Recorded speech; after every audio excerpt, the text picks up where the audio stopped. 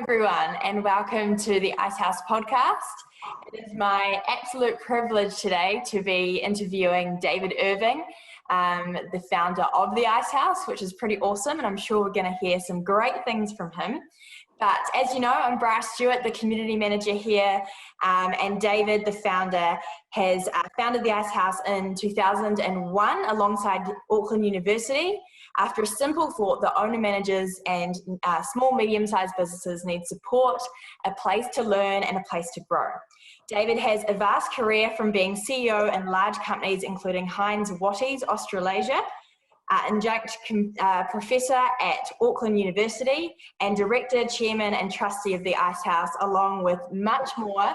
I'm sure I'm just scratching the surface, but we're looking forward to hearing about it soon. So thanks for being here, David. Really appreciate it. Great pleasure. Looking forward to it. Yes, it's going to be good. So I thought we'd start off with some entertaining quick-fire questions. And people love a good quick-fire. So here we go. How do you take your morning coffee? Nespresso with a machine, yep, at home, typically, if I'm there. Perfect. That is a good answer. And are you a morning or a night person? Well, that's interesting. Sort of, I'm okay in the morning and I'm okay at night, but there's a bit of a hole in the middle, I would say. So I can burn it at both ends, but you know, I need a break in the middle somewhere. Yeah, that's a good answer. I think everyone might have a sort of 2:30 p.m. low. Well, I know I do anyway. So yeah, it's a sort of a European answer, isn't it? Sort of a Spanish or Mediterranean answer. I should live there, really. You should. Yeah, I should. Easter. Hey. Yeah, sounds good. Okay, favorite meal. Well, I'm of an age, you see, roast dinners are still a bit of a favourite, good old roast. So that's typically a roast lamb, probably. That'll do. That's good. I'd like that. I was going to make that this week, but then I just lost my confidence and I thought I might stuff it up. So I'm yet to do a roast lamb. So we'll keep you posted on that. I don't think it's hard. I don't think it's too difficult. You can do it. Okay, I can do this. Okay, favorite place in the world? Yeah, it's got to be France, really. Yeah. It's grown and grown on me. I'm a great lover of wine, and so Paris, south of France, Bordeaux, Burgundy, that's my place, I think. Amazing. When was the last time you were there? Well, I was meant to be there this year. Oh, wow. That's the pain.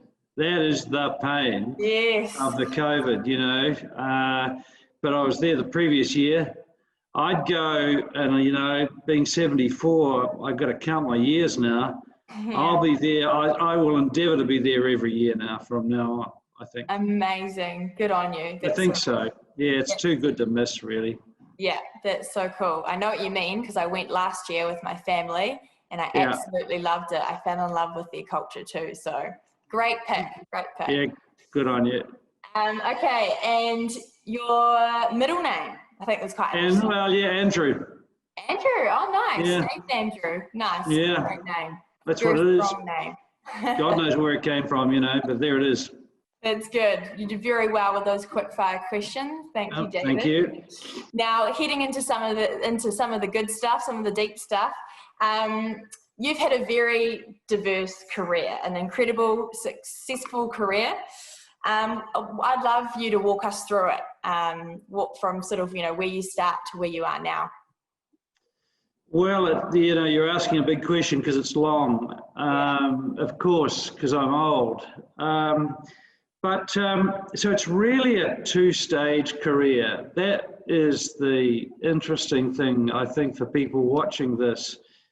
Of course, many of the people watching it are going to live potentially 100-year life. So you're going to have many more stages than I've had. But it wouldn't be unusual for people of my age to have one career and work with one employer for 40 years. My father did that. Yeah, true.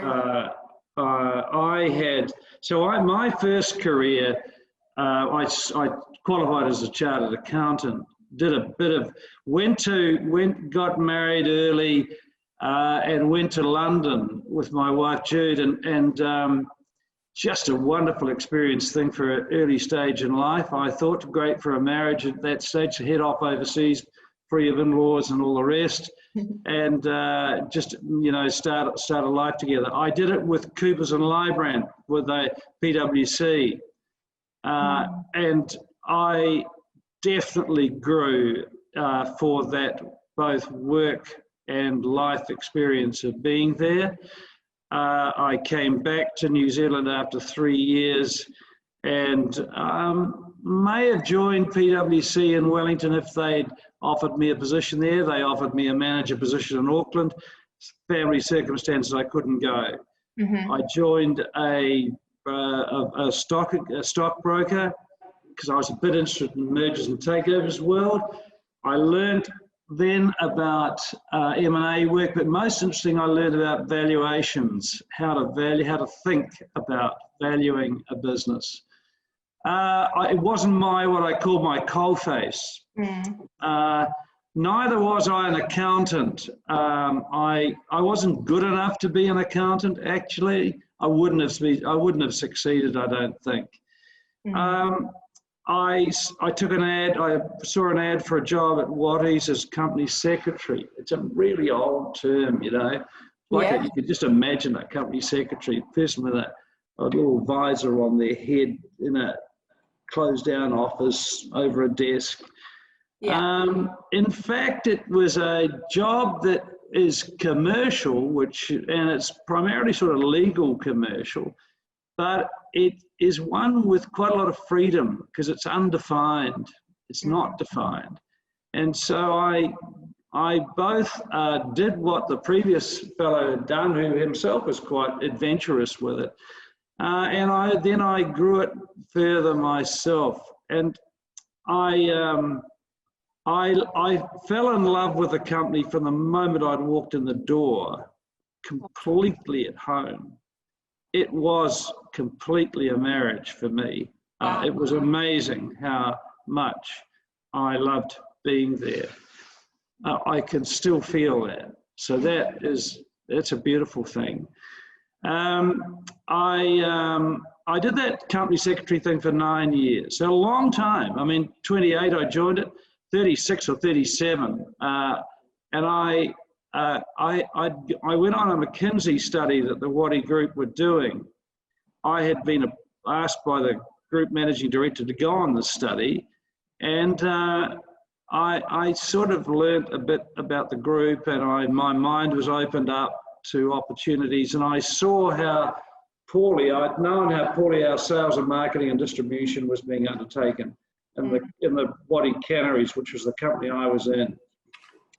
And I came back, and I knew this had to change, and I went away up to our batch in Taupo, and I wrote it up, and I came back and I saw Ray Wadi, and I gave him this, and I said, this is what needs to happen, and I'm the person to manage it. I'm the one. Now, I'd never sold anything, I'd never marketed anything, I'd never distributed anything. So here I am, a completely inexperienced person proposing that I should run that part of the company. It is a very big part of the company. This is a branded food company. And he says, yes. Wow, that's cool. So he says yes. And from that moment on, I was a pig in shit, really. I was completely at home with the role.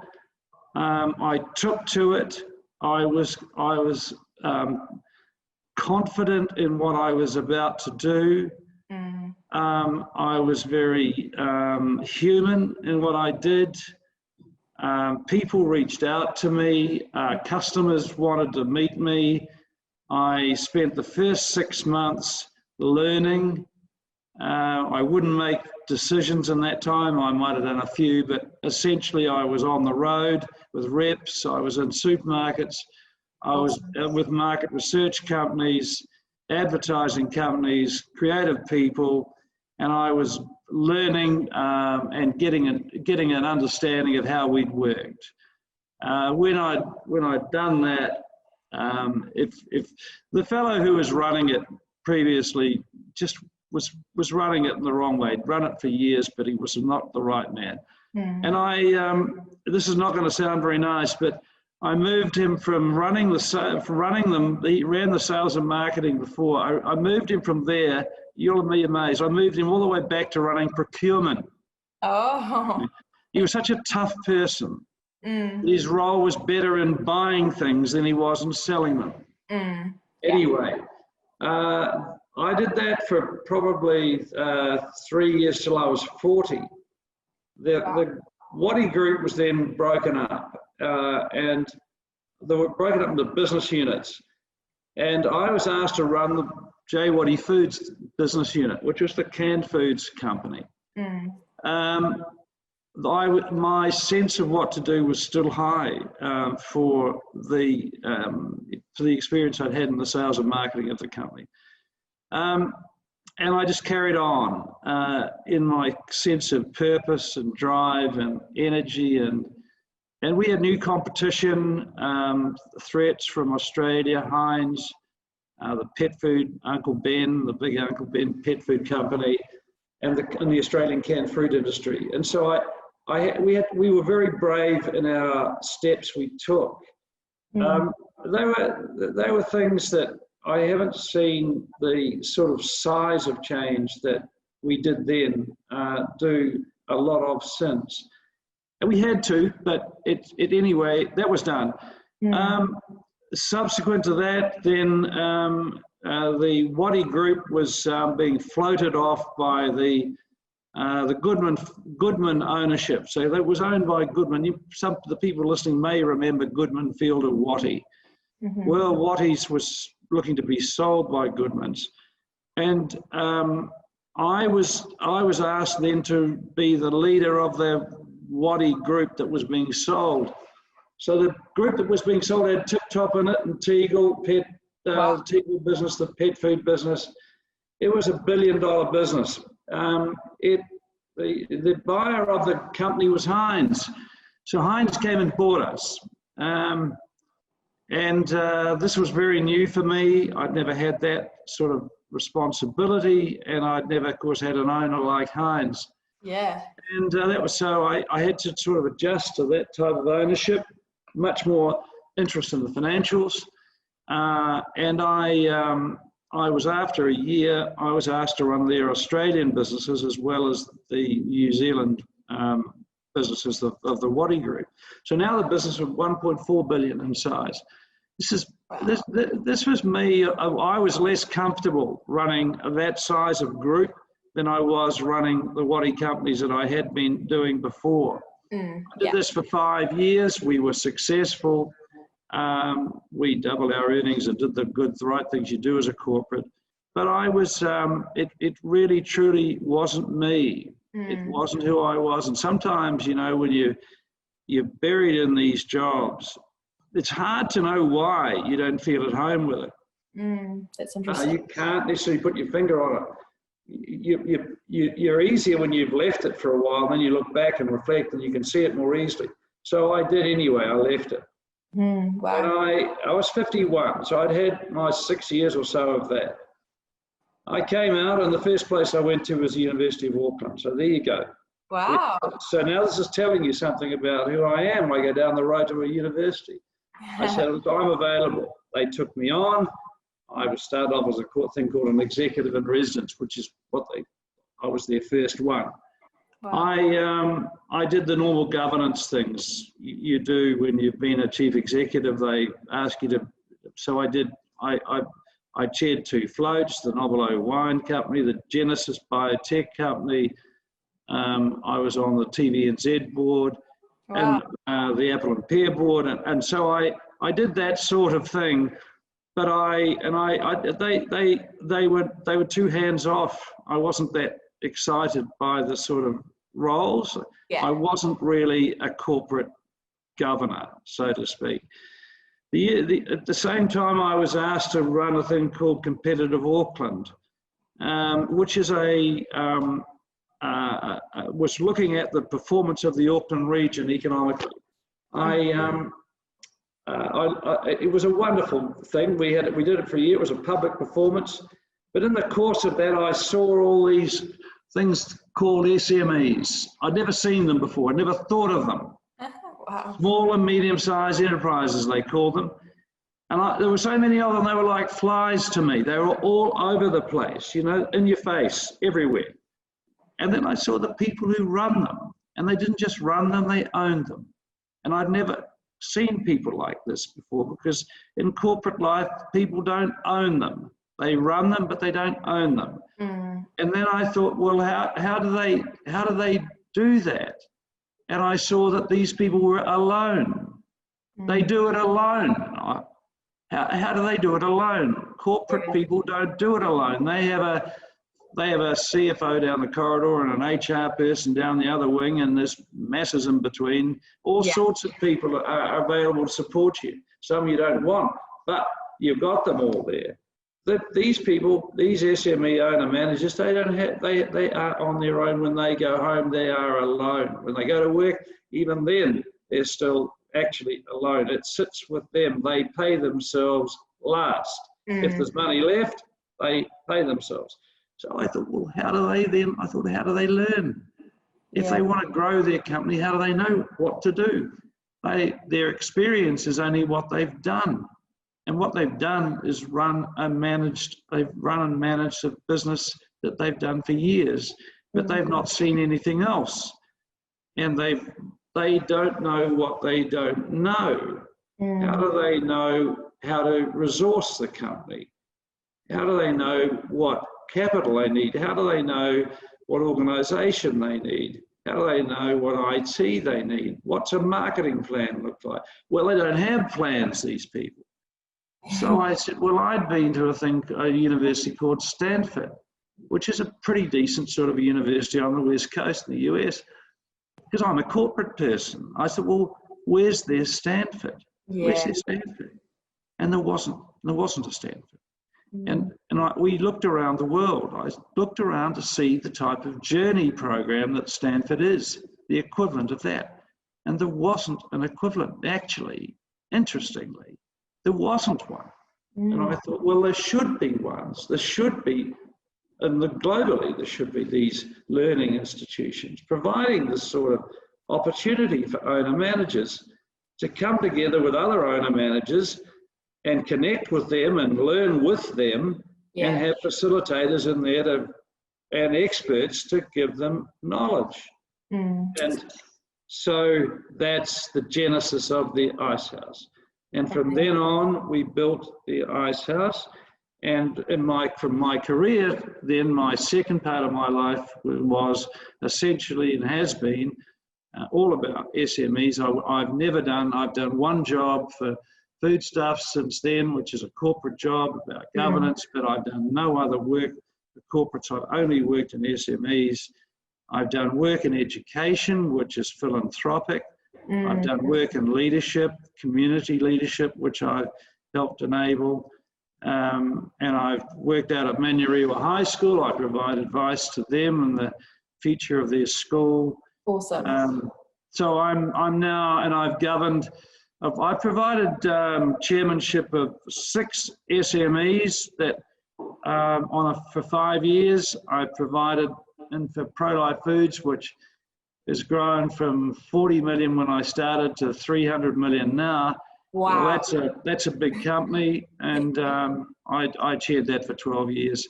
And so I've had a very long sort of career now with SMEs, working closely as a chairman with them as a sort of in an executive type capacity.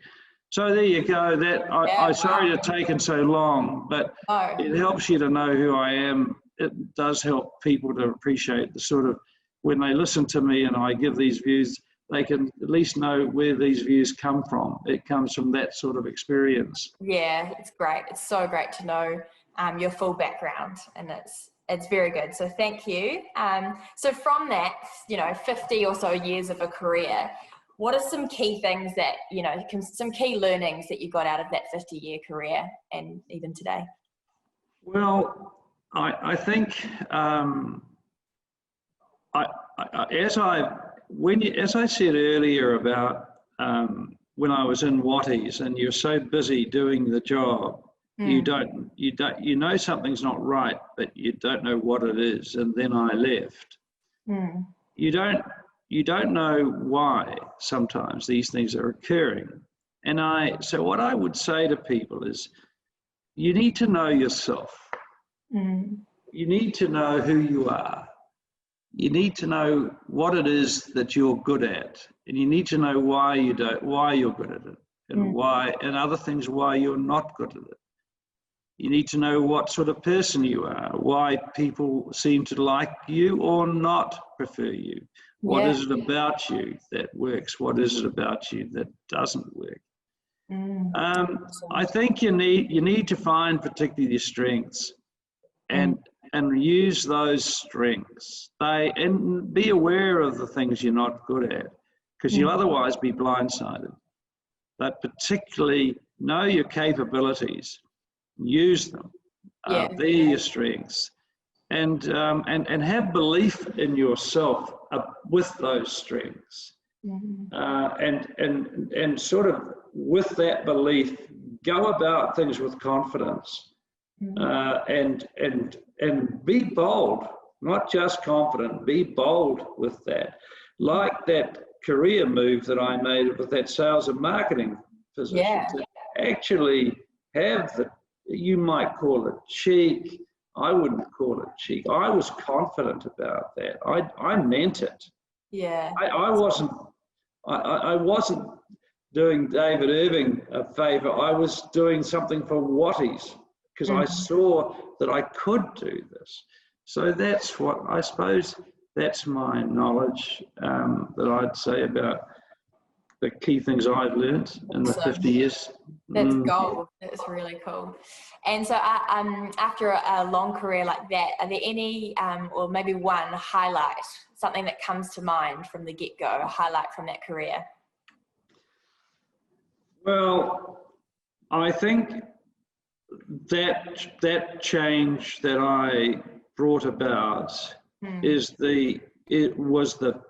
was the gate, or the whatever, the turning point, the tipping point that triggered my career. Without that step, you see, when you're in a company, if you're in the fringes of the company, it's very hard to expect, unlikely to expect, that you'll end up running the company.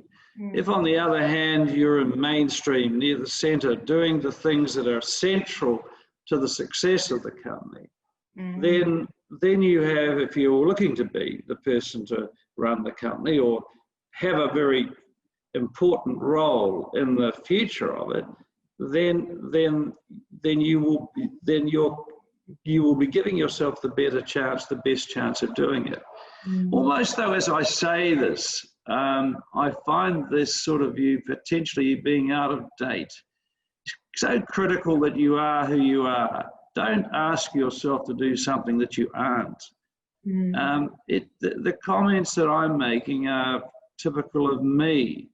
This is who I am, not what another person might be. It's all very well for me to be bold, me to say, get yourself into the mainstream and then give yourself a chance. That's who I am. Another person might say, no, I don't want to necessarily run the company. I'd rather really be doing this work over here that I love doing. And it gives me complete fulfillment, and it's who I am. That's my joy. I know it when I go to work every day. I feel satisfied and happy in what I'm doing. I'm fulfilled. I get the chance to grow in my skills. I feel after a few years of being in it that I will be a much better person and more capable. Well, then that's where you should be. Yeah. But I do think the parable of the talents. Use your talents. I do think we should go through life and use what you've got.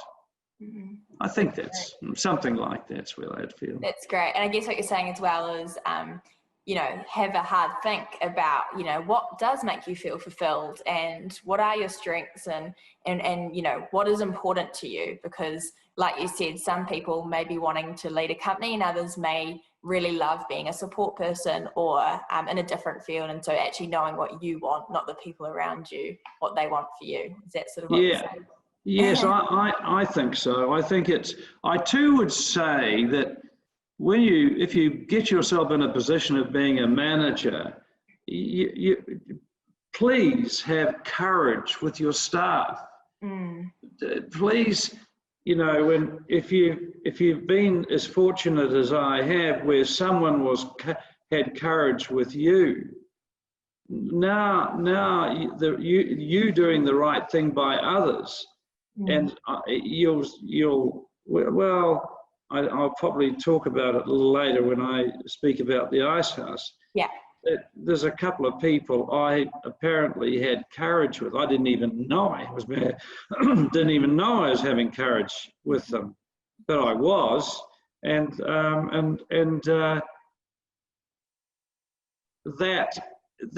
that's given them a wonderful career. Yeah. And they're forever grateful for that. So you don't that people can come. In rugby, John Kerwin came out of nowhere to be playing on the wing for Auckland. Someone saw him in a third grade, something. People can be in the most obscure places, and yet they can come out of nowhere and be outstanding, and if they're given a chance. Yeah. And I think people should be putting their hands up and say, I can do that.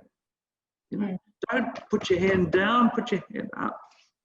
Yeah, that's gold. That's some awesome advice there. That's cool. Thanks, David. Okay, moving more into the Icehouse now. So our first question is, what was your light bulb moment which led to founding the Icehouse? And you've talked a little bit about it, but is there anything else you want to add to that light bulb moment? Yes, I have, haven't I? Because I've spoken of how it came about. Yeah. That from competitive Auckland, I saw these SMEs. Yes, that's right. And then I found, and then these owner managers, and on it went. Yeah. So no, I think I've given you the answer. Yeah. But then the next one is, what was the process like getting the Icehouse from an idea that came out of that? To an actual functioning organisation that's nearly been going for 20 years. Yes, well, even you telling me that it's been going for nearly 20 years, sort of makes me shake my head, and because I never, at the start, never thought of time. I never thought to myself, well, I wonder what it'll be like in 20 years, or I wonder what it'll be like in 10 years or 50 years. Wow. All I thought about was, this idea is right. I had the conviction of the idea. It's so important that any founder has the conviction of the idea.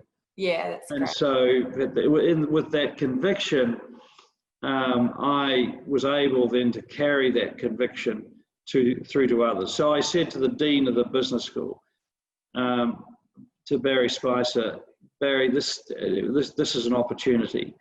Now Barry, bless him, he saw two things in it. First of all, he saw the greater need for supporting SMEs, and secondly, though, he also saw the need for the business school to be connecting far more with its clients, with its businesses in their community.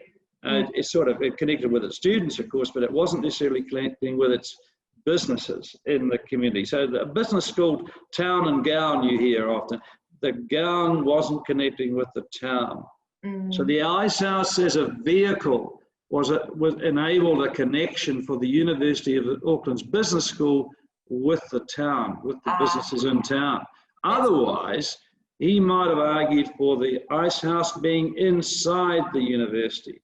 I would have argued against that, and the argument would have been that the owner managers are not university students. They have not necessarily gone to university, and so that they may not have come to an Icehouse that was inside the university. So we put it outside. It was in its own right, and very supportive of that. I then went to the BNZ and said to them, because I needed, the BNZ gave us accent to owner managers. They had thousands of them on their books as clients, banking clients.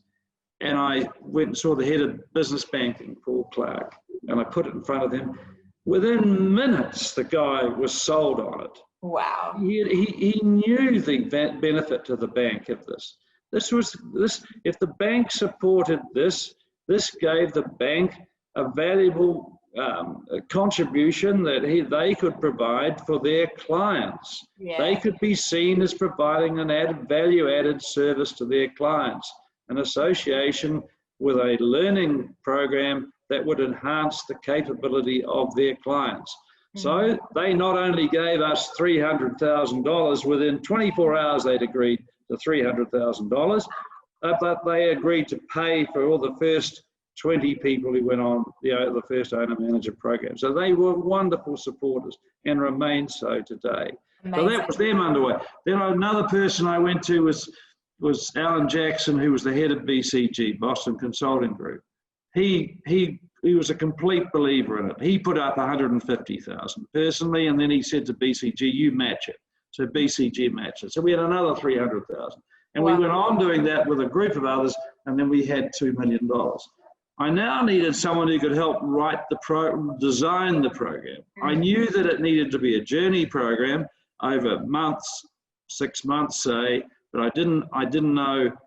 I knew the sort of subjects. I had an idea of the type of content, but I didn't know. I couldn't teach it. I've never been a teacher, so I couldn't write that, design that. So who do I get to do that? So it's just so dangerously simple, but it is dangerous. And sometimes you do get these things wrong. I have got them wrong, but Deb Shepherd had asked me a few times to speak in her classes, and Chris Woods, I'd come across, and I think she had asked me. Well, they seem pretty good to me, and so I thought, well, I'll ask them. And the thing about universities is they sort of allow that looseness of decision making.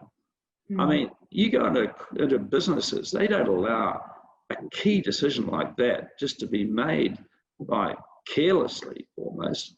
I mean, I'm not saying I was careless, but I didn't make it with knowledge. I made it instinctively, and fortunately, absolutely rightly, they are still there today. They are amongst the best in New Zealand, probably clearly the best in Australasia. They're leaders in their game, and I'm honoured to be part of their group that take part in the program. So that's what got it going, and once we were up and going, we knew we had something because the response was amazing, and still is every day we run the program. Yeah, it's amazing. It's very cool. And we obviously just celebrated our 1,000th UMPA from the Owner Manager program coming through, and our 50th program that took place this year. So it's very awesome to see that initial idea still happening and making an impact today. So that's very cool. Thanks, David. So what do you know now that you wish you knew on the first day of the Icehouse?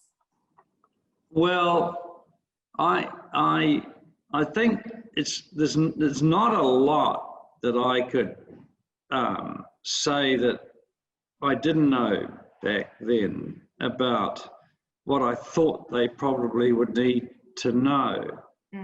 I say that, it sounds terribly arrogant to say that, but I had my feeling in instincts about it. You see, the advantage I had was that I'd had years of bigger company learning.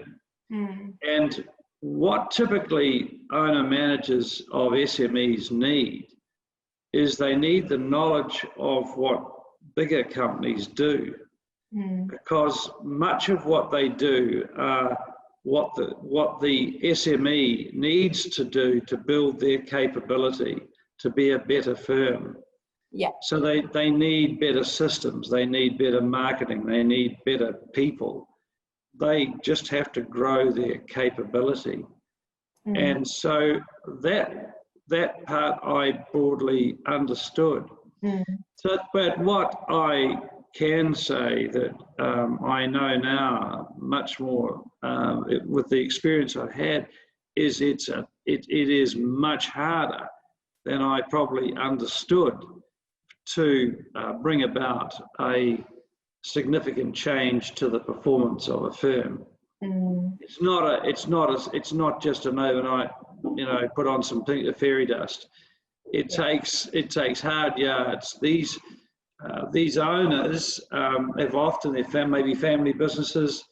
It's ingrained in them, and so you just can't tell them to change. That's not like that. Yeah. They've got to see why. They've got to get it. They've got to see the benefits of the change that you're bringing in, and then they've got to be convinced and believe in what you're doing for them. Yeah. And that takes time. That's why the appointments that I take with these firms are for 5 years, so that it gives us my partnership with them. Hopefully, I can make a proper difference to them over 5 years. 5 years, that's awesome. Yeah, that's really cool. And even the owner manager program, it's not just once off session, but it's actually over 5 blocks over a year. So time to sort of have impact with them longer term, not just a few hours in one day or something like that. That's right. Then they learn from each other and share with each other, as you know, and so they're surrounded by others. And then they go back to the thing about owner managers is it's frightening how quickly they actually will implement. Yeah. When they are convinced, they can be very fast. And so they'll go back. Right on our first owner manager program, on the first block, one owner manager went back and shut his office down and said, I am not going to be an owner manager. He rang his South African second in command of his company and told him he's now the boss. And the owner manager went off on his motorbike and rode around New Zealand for the rest of the year. Oh my God. That's impact. We didn't quite mean it to be that big an impact on him. We hoped he'd stay around and make some changes himself, but he saw that he wasn't the right bloke to run it. Yeah, amazing. Wow. So that is brilliant. Whole lot of impact there. He probably very happy you went on that. That's awesome. I hope so. That's cool. Okay, awesome. So the Icehouse, amazing. More of a, where you're at now. I hope you don't mind me saying this, but 74. Yeah. So you're 74. Why are you still doing this at 74? Ah, there you go. Well, it's who I am, I suppose, is the easy way for me to answer it. Just talking to you and sharing this podcast, hopefully people can feel my pleasure from what I do. Yeah. It isn't a burden, it's not when you ask me to come in here, it's not a problem. When someone asks me for some advice, it's not a problem. Awesome. So it's just who you are. And so I like playing sport, and yet I don't play golf. I can play golf, but I don't play golf. I'm going down to watch the cricket test on Friday in Seddon Park, and because I love cricket. And so, I take time out, and I haven't got a lot on this week, but I'm managing myself down on obligations. I'm not taking so many I'm not taking any further chairmanship roles. I don't want more responsibility particularly, but I'm happy to give advice and just help people with their issues, business, their own growth. It's and I still do that, and I like connecting with younger people, and of course when you're 74 there's a lot of people younger than you, so that's not too hard. It's so my life is will be probably forever one of contributing, and fortunately, you know, when you're the founder of something, you get they let you in the door. I might have to knock a few times when I'm in my 80s, but hopefully, as long as I'm sensible, I can pop into the owner manager program, and even if at the end of the days, you know, I'm just sitting there, not necessarily contributing, but just available and at the back and listening, that'll be fine. That's so awesome. I just like it. Yeah. Yeah, you love giving back, which is cool. Yeah. Yeah, that's really cool. Okay, so for SMEs in New Zealand, small, medium enterprises, do you have one key piece of advice for them right now? Yeah, I do. I think you have to keep building the capability of your firm. Businesses can't stand still, and the only way then they improve is the process of getting better is done by people. And so the people need to either improve or you bring in people who are better. And so the constant upgrade, the constant through training, development, enabling people to do other jobs, the bringing in of others to supplement those that you've got. And then occasionally you make a big step change and you buy a company that brings in new skills, or you bring in a group of people, 2 or 3 people who are particularly good on a new skill, or whatever it is, but you never stop. So that's the truth. You have to seek advice. You are on your own, as I said earlier. So being open to learning, always be very careful of thinking you know everything. You can be excused for being that way because you own the business, and as I said, you're on your own, and when you're on your own, you often have to do everything. You're doing everything yourself, so you start to believe you are the only one who can do it. That's wrong, so be careful of that, and be particularly mindful of what you don't know. So the areas of you don't know what you don't know, that's the biggest dangerous area. You think areas you're not even aware you don't know about. So these are the areas to be careful of and be awake to. So that's my best advice I'd give to owner managers. That's awesome. That's really cool. And you know, 2020, it's been a massive year, as everyone listening knows. No one could, you know, have predicted that one. But in terms of future landscape for small, medium-sized enterprises in New Zealand, what's your opinion on the future landscape for New Zealand businesses? Yeah, well, we've had a long enough now of the COVID to know some of these impacts. You know, back in March, we couldn't see what we can see now. So we know working from home, we know head offices are shrinking. We know there's going to be much more flexible work practices for offices. And we know travel's down, and people are going to either conferences or whatever. All of that experience is now ingrained in our change of our work. But it's now seeing through to what else will be ahead. So climate change will emerge. We've got a change of presidency in the US. Climate change, Paris Accord, the New Zealand government, that's much more back on the agenda here in New Zealand. So we here in our country will have that in our face far more. Yeah. Our businesses will have to address all of that change that they need with their firms to do with anything to do with climate change.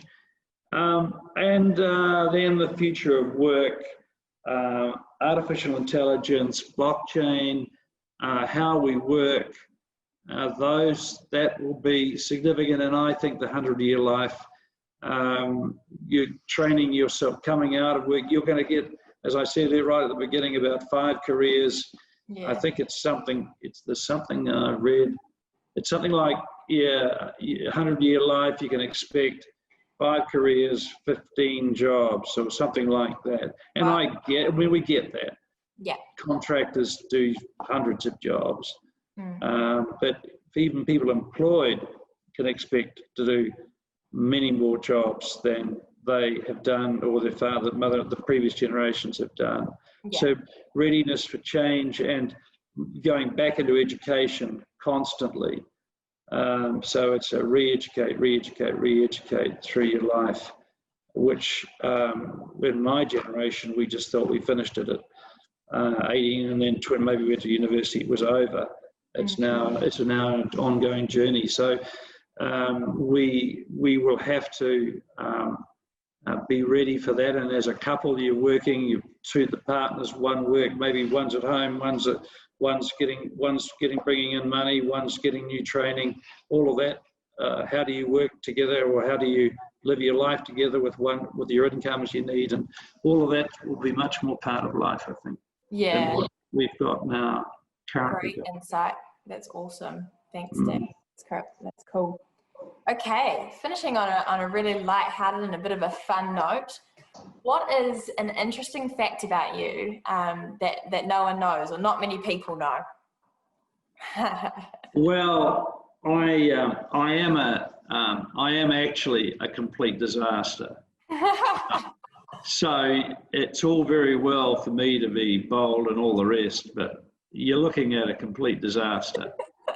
So practically, you don't let me do anything. You might notice that I said I brought my iPad in, but it's well and truly in my bag, and you set me up here.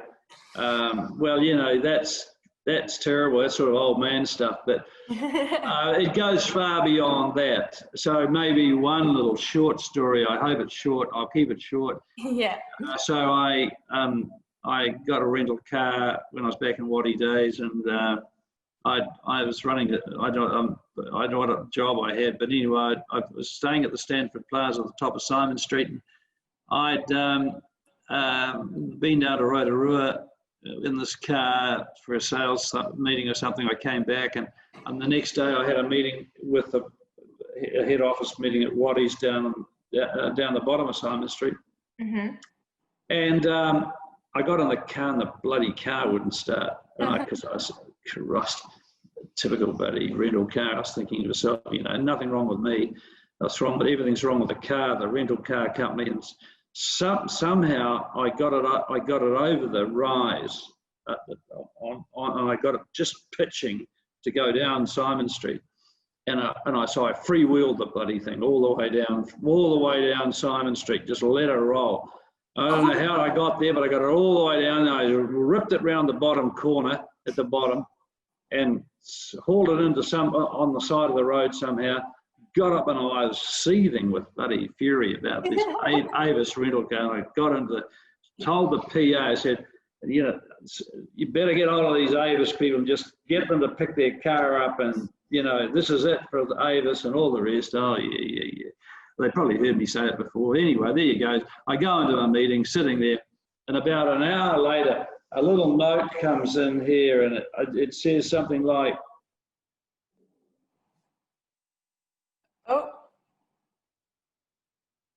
Oh, you're frozen on us. What's it say? Even Avis cars run on petrol. That was it. So I had to live with the fact that. David, you need to wind back and tell us from the point that you were in the meeting, because the internet cut out. Okay. I didn't hear it. From the point you're in the meeting, go. A note came through you. Okay, so I'm in the meeting at the Wadi's head office, and I've been there about an hour, and the lady who I'd complained to comes in. She slips this piece of paper in front of me, and she says to me, and the bit of paper says, even Avis rental cars need petrol. Oh my gosh. Oh, wow. So there you go. Even, I'm too busy to look at the petrol. You expect me to fill the car up with petrol as well? What's going on here? Honestly. What a brilliant note. What a brilliant note that she wrote. That's funny. Yeah, brilliant note. Yeah, brilliant note. I mean, so there is a picture of me that I was given when I left Hastings and came to Auckland from Wadi's, and it's of the motor mower going. It's still going, and it's in the shed. And the motor mower is still going. It's still going because I didn't know how to turn it off. Oh, brilliant. So you get the idea. That's me. That's it. Okay, that's great. It's good to know. A bit of realness to finish us off. That's awesome. Thank you so much, David. That was absolute gold. It's so cool to hear from you, hear your full career experience and history and how the Icehouse became what it is. So thank you for your time and for the laughs. We really appreciate it. Good fun. Thank you. And thanks to everyone for listening. We hope you enjoyed it. And thanks heaps. See ya. Bye, everyone.